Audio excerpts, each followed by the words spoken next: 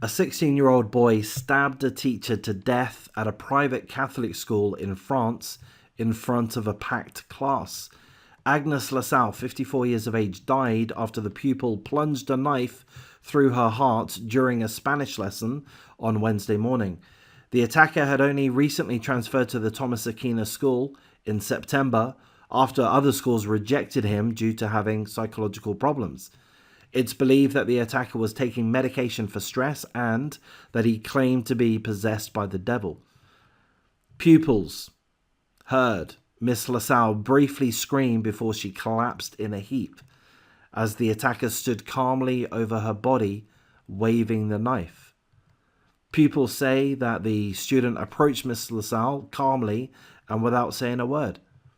Here's a quote from one of the pupils that was in the class and witnessed this tragedy.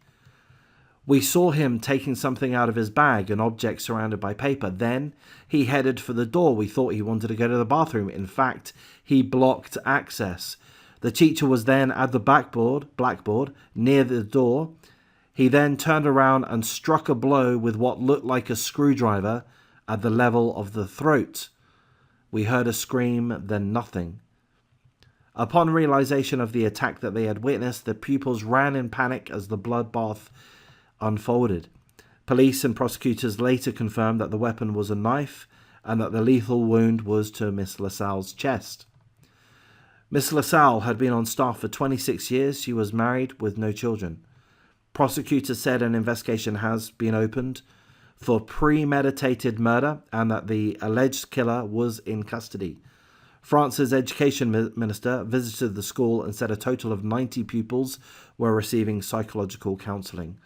Of course, first and foremost, full condolences to the family, friends, co-workers of the victim, Agnes LaSalle.